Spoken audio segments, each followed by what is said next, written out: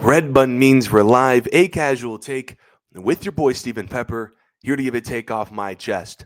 So, as we all know by now, Taylor Jenkins, who I think is a heck of a basketball coach, is out as head coach of the Memphis Grizzlies, which is just surprising to me because we're like 2 weeks away from the playoffs, and the Grizzlies are tied for fourth in the brutal Western Conference right now. I don't think I've ever seen anything quite like it, but if you were to go on Grizzlies Twitter, I guess they wanted this to happen because all their fans are acting like Tim Robbins at the end of Shawshank, just celebrating their freedom because I guess Jenkins was holding this team back. But I just don't buy it. I don't. And I know what I'm about to say. Many Grizzlies fans aren't going to agree, but I think this is true. I believe Jenkins got scapegoated for Ja Morant's unreliability. Like, listen, we can point to Jenkins' coaching deficiencies all we want, but the fact of the matter is, this team goes as far as Ja Morant goes. And I know the Grizzlies have been trying to get away from that this season, but when I look at these statistics, it's still the reality. When Ja's played this season, Memphis is 28-15. That 65 win percentage would be the third best in the league over a course of an 82-game season. But here's the problem. When Ja doesn't play, and he hasn't played a lot, they're 16-14. And this losing stretch post All-Star break that everyone's trying to pin on Jenkins, Ja's missed 8 of those 19 games. I'm sorry. It is just hard in this league to win without your best player. And this is no disrespect to Triple J because he's a good guy, but he's no Ja. He doesn't have that dynamic offensive ceiling of Morant.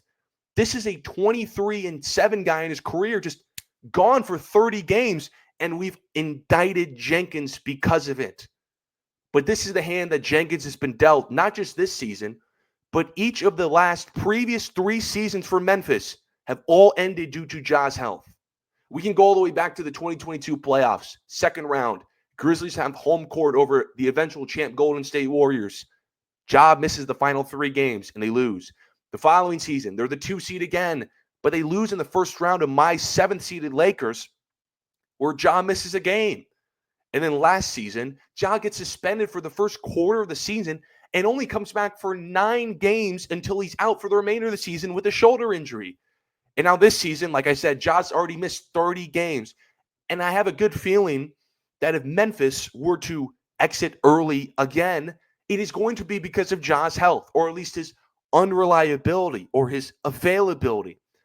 And that's so to me, this whole situation just feels like an unreliable franchise player rather than a bad head coach. And that's why I think the firing of Jenkins, because I had a night to sleep on it, it feels like all eyes on Ja. Like this stretch to end the season, including the playoffs for Memphis, it feels like okay, Ja, here you go, like make or break stretch. Because Memphis this season, like I said, has been trying to move off their dependence on Ja. And so far, their offensive rating overall in the season has benefited. Like if you look at Ja's raw numbers, they're all the way down as low to his sophomore level season because they are running by far the fewest pick and rolls in the league. And if you know anything about Ja Morant, he loves the pick and roll. He gets a lot of his production from pick and roll. But one of the assistant coaches that the Grizzlies fired alongside Jenkins was the one responsible for implementing the lack of pick and roll into the offensive philosophy. And the assistant coach who they've elevated to interim is a supposed pick and roll guru. So I assume that this new coach is going to up the activity for Ja in this offense. So when I look at this final stretch of the season, including the playoffs for Memphis, they are going to rely on Ja more to be that guy. And let me tell you, this stretch is brutal. They have 9 games remaining in the regular season. Although they are the 4th seed, or at least tied for 4th in the West, they're just 2.5 games above the play-in. And they have a lot of teams on schedule, like the Boston Celtics, who they've just struggled to beat all year, and everyone's blamed Jenkins for it. And tonight they play the Lakers. You hope Ja is there tonight. He's still questionable.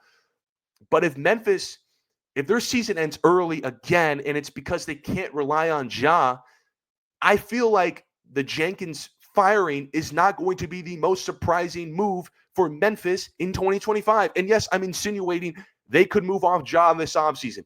And I know Memphis has shut down those rumors earlier in the season. But if Memphis front office is unhinged to fire their tenured head coach when they are the 4th seed in the West 2 weeks before the playoffs, I can definitely see them saying this is just another season where this guy, our franchise player, our max player, just hasn't been reliable. We had Triple J coming up for an extension soon. We might just have to shake up this roster also if we want to be successful.